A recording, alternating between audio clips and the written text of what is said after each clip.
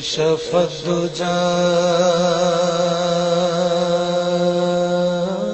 بجماله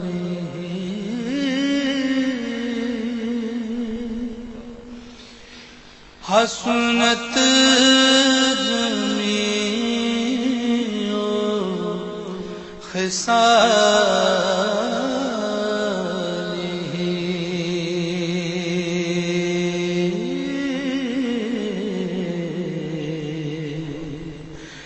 صلوا عليه وآله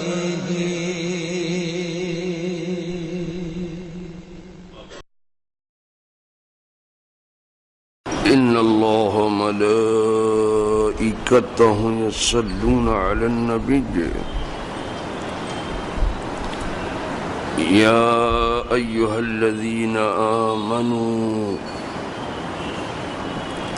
صلوا عليه وسلموا تسليما اللهم صل وسلم على سيدنا محمد وآله وأصحابه وبارك وسلم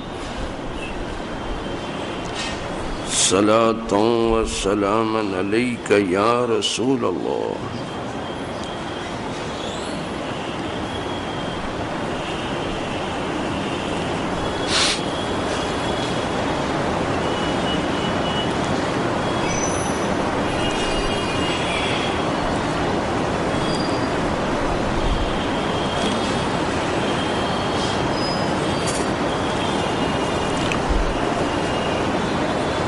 نحمده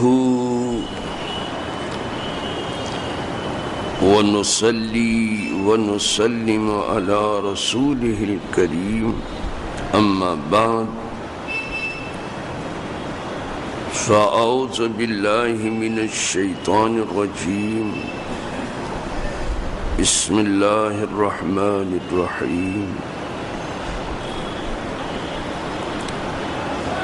يا أيها الذين آمنوا اذكروا نعمة الله عليكم إذ جاءتكم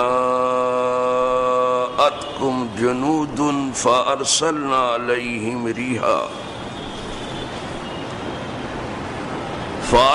عليهم ريحا وجنودا لم تروها وكان الله بما تعملون بصيرا صدق الله مولانا العظيم اے ایمان والو اللہ کا احسان اپنے اوپر یاد کرو جب تم پر کچھ لشکر آئے تو ہم نے ان پر آندھی اور لشکر بھیجے جو تمہیں نظر نہ آئے اور اللہ تمہارے کام دیکھتا ہے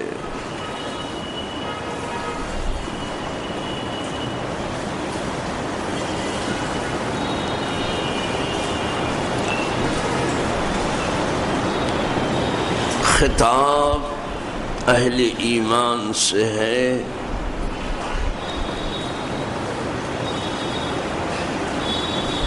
کہ اے ایمان والو میرا وہ انعام اور وہ احسان تو یاد کرو جو میں نے تم پر کیا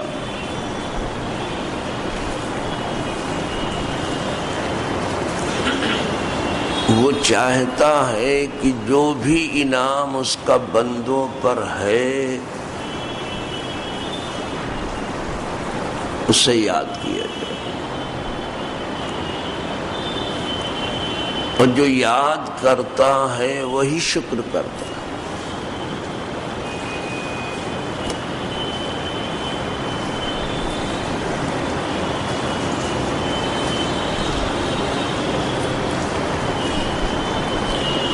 اب اس انعام سے ایک خاص انعام مراد ہے،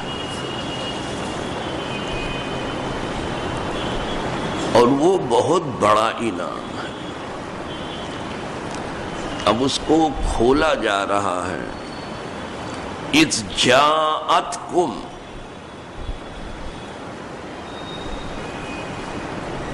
جب تمہارے پاس آئے، جنودن، جند کہتے ہیں لشکر کو، جنود اس کی جمع ہے۔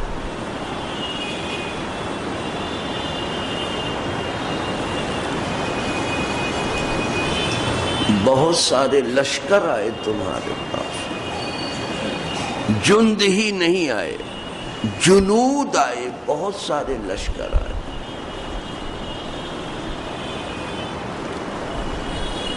مدینہ منورہ کی آبادی بظاہر بڑی مختصر تھی،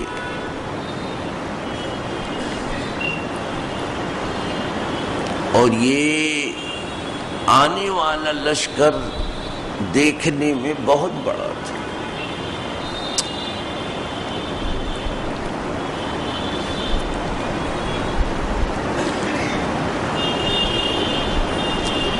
جتنے قبائل عرب تھے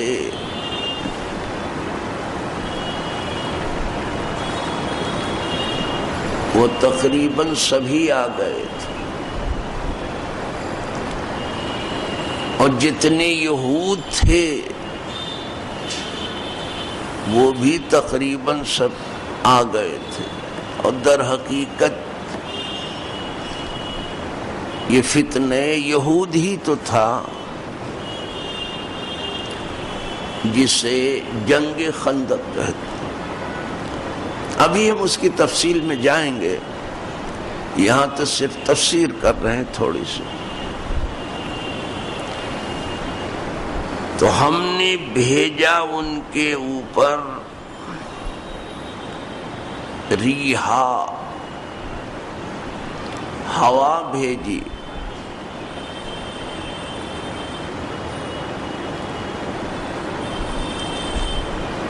یہ ہوا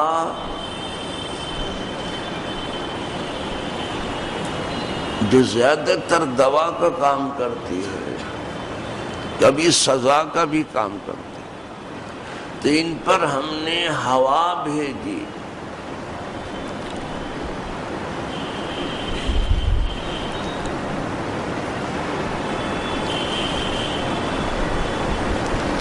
وہ کون سی ہوا تھی؟ وہ پوروا ہوا تھی۔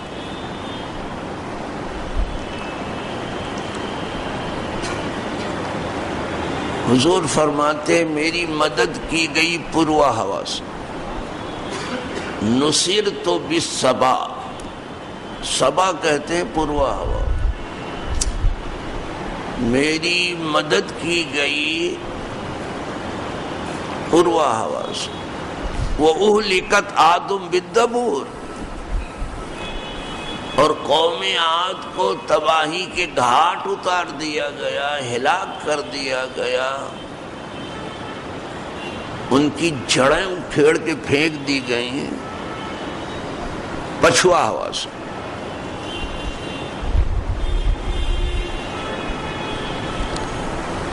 آج بھی وہ شاہ بارگاہ صبا کی ہاتھ ہی پیغام بھیجتے ہیں۔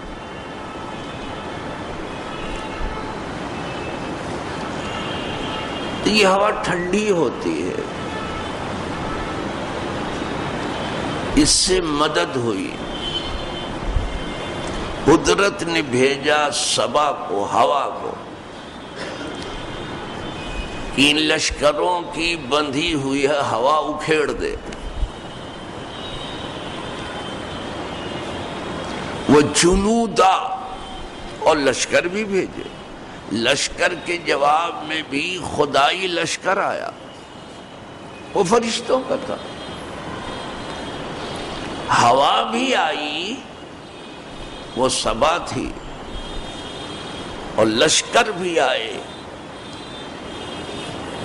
لیکن کافروں کے لشکر جنہوں نے مدینے کا گھیراؤ کیا تھا،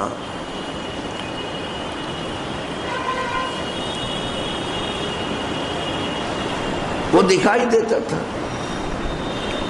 اس میں قریش تھے اور قیادت ابو سفیان ابن حرب کے ہاتھ تھے. اس میں قبیلے غطفان تھا.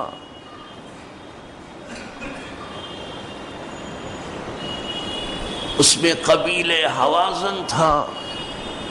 سب قبائل شریک تھے اور اس کی قیادت عینہ بن حصن کے ہاتھ تھی.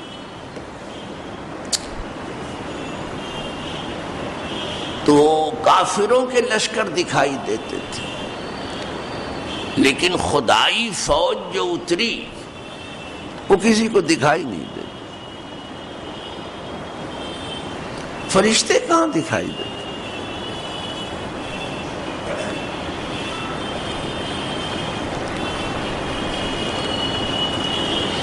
اچھا مزے کی بات ہوا بھی کہاں دکھائی دیتی ہے؟ محسوس کی جاتی ہے.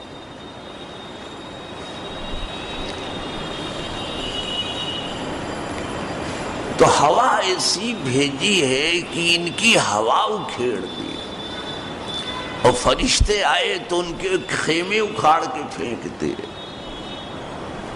تنابیں کاٹتے.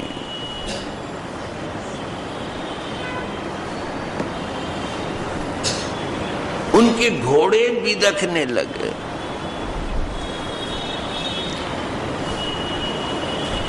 ان کی ہانڈیاں الٹ گئیں, ان کی آگ بجھ گئی. عجیب افراتفری کا معاملہ تھا. ان کو لینے کی دینی پڑ گئی. کہاں تو گھیراؤ کیے بیٹھے تھے, تقریباً 1 مہینہ گزرا تھا, پورے مدینے کا گھیراؤ کیا تھا.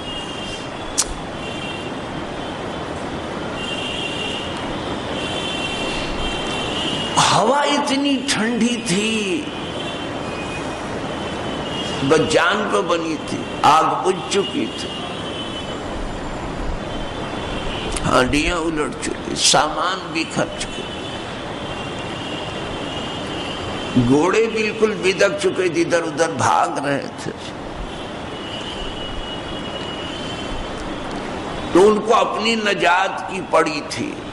وہ کہتے تھے نجات, کوئی نجات کی صورت ہو. ان محمدن قد بدا بالسحر.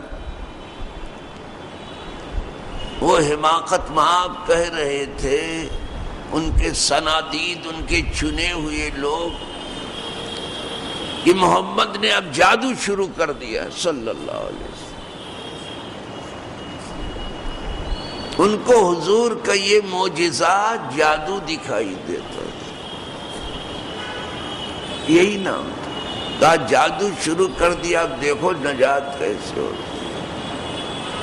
اب جادو شروع کر دیا, پاؤں کھڑ گئے.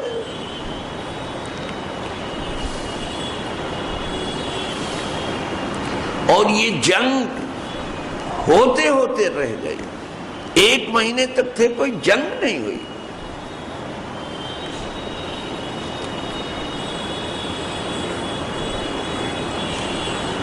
بخشت زنی ہوتی تھی, پتھر چلتے تھے دونوں طرف سے اور تیر چلتے تھے.